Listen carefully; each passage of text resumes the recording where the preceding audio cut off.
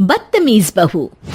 सभ्यता से भरपूर शास्त्री परिवार की इकलौती बेटी मोहिनी को बचपन में ही पढ़ाई के लिए विदेश भेज देते हैं, जहां से वो सालों बाद ग्रेजुएशन पूरी करके इंडिया वापस आती है, जो अब संस्कार, सभ्यता, संस्कृति जैसी चीजों से कोसों दूर होती है।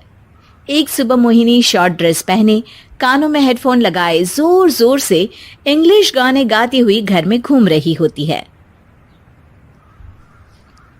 सुबह सुबह भगवान का नाम लेते हैं, राक्षसों की तरह चिल्लाते नहीं।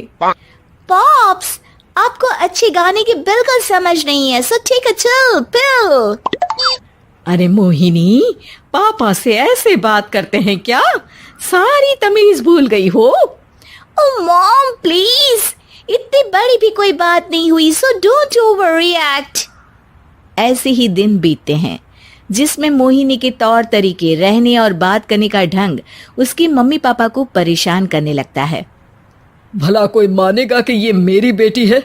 रीति रिवाज और संस्कारों से तो इसका दूर दूर तक कोई नाता नहीं, और अब तो लगता भी नहीं कि कभी होगा। अरे ऐसे कैसे नहीं होगा? लड़कियां सारे नखरे अपने माँ बाप को ही दिखाती है। ससुराल जाकर उन्हें सब कुछ करना भी पड़ता है और मानना भी। पत्नी की बात शास्त्री जी समझ जाते हैं और कुछ ही दिनों में अपने से भी ज्यादा धार्मिक परिवार में निखिल के साथ मोहिनी का रिश्ता पक्का कर देते हैं। रिश्ता तो पक्का कर दिया, पर यहाँ मोहिनी को कैसे मनाएंगे? शादी ब्याह के मामले में आटे में नमक जितना झूठ तो चलता है जी।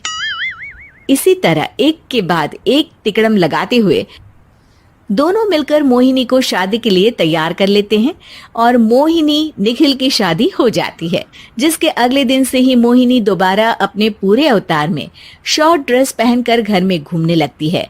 बहू को ऐसे देख सास की आंखें फटी की फटी रह जाती हैं।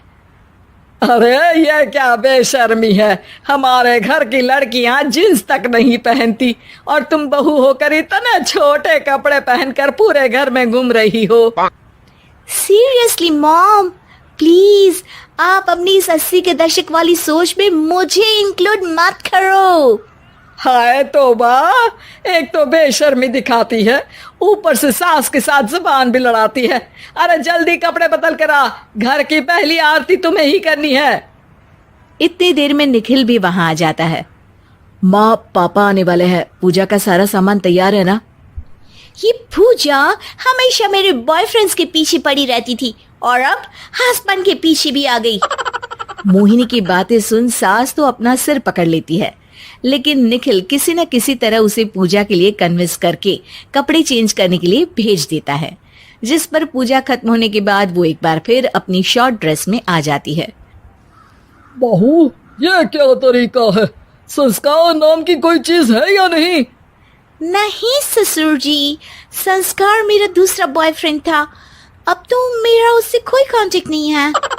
मोहिनी का जवाब सुन के ससुर तो भगवान नाम जपते वहां से चले जाते हैं, लेकिन सास बहू के बीच कहासुनी फिर शुरू हो जाती है, जिसे इग्नोर करते हुए मोहिनी घर से बाहर चली जाती है और देर रात घर वापस आती है।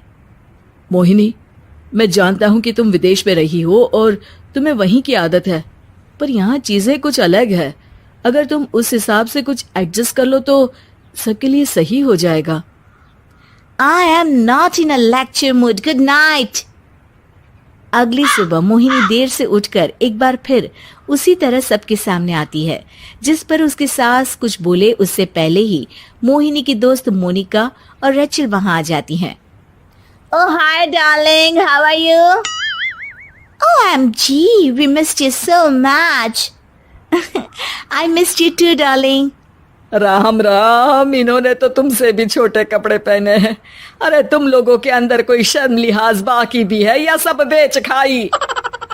मोहिनी, तुम्हारी मेड कुछ ज्यादा नहीं बोलती? इस पर मोहिनी की दोस्त उसकी सास का मजाक बनाने लगती है, जिसे सुन निखिल उन्हें जवाब देते हुए कड़वे शब्द सुना देता है और वो सुन के वो दोनों तो मुंह बनाए वहां से चली जाती है, लेकिन गुस्से से लाल मोहिनी वहीं खड़ी निखिल को घूरती रहती है। घूर क्या रही हो? तुमसे शादी की ये सोचकर कि विदेश में पढ़ी लिखी हो, घर में कोई पॉजिटिव चेंज लाओगी, अपनी करियर के लिए एम्बिशियस होगी, पर अपने इस बिहेवियर से उस पढ़ाई के साथ साथ अपने मम्मी पापा के नाम को भी डुबो रही हो। अगर तुम्हें ऐसे ही हाल रखना है तो यहाँ रहने की कोई जरूरत नहीं है। निखिल की बातें सुनकर मोहिनी रोते हुए घर छोड़कर अपनी मम्मी पापा के पास वापस आ जाती है। ससुराल में सब कुछ ठीक तो है? वो अपने आप को समझते क्या है? मोहिनी पर चिल्ला रहे? मैं क्यों उसके इशारों पर चलूं? मैं अपनी लाइफ अपने तरीके से जीना चाहती हूँ और वो ना आप लोगों को मंजूर था और ना ही उन्हें है। तुम यहाँ नहीं रह सकती। अपने पापा की बात सुन के मोहिनी हैरान रह जाती है। हाँ, तुमने बिल्कुल सही सुना। अगर तुम्हें अपने इस घमंड, बेशर्मी और बदतमीजी में ही जीना है तो तुम यहाँ भी नहीं रह सकती। बेटी, मैं मानता हूँ हमारे यहाँ रीति रिवाज बहुत मायने रखते हैं और हमने उन्हीं के ओवरडोज से बचाने के लिए तुम्हें विदेश भेजा था। एक लड़की जो शादी करके घर और बच्चे संभालती है, उससे तुम अपने आप को ज्यादा समझ सको इसके लिए भेजा था। तुम उससे ज्यादा समझो और बनो, पर तुम तो किसी दूसरी ही ट्रेन में चढ़ गई बेटा। उसके मम्मी पापा बहुत देर तक मोहिनी को सारी बातें समझाते हैं, जिन्हें सुनकर मोहिनी को अपनी गलती का एहसास होता है। वो जॉब ज्वाइन कर लेती है और ससुराल वापस आकर उन्हें मॉडर्न बनाती है और खुद भी कुछ रिवाज सीखते हुए खुशी से रहने लगती है।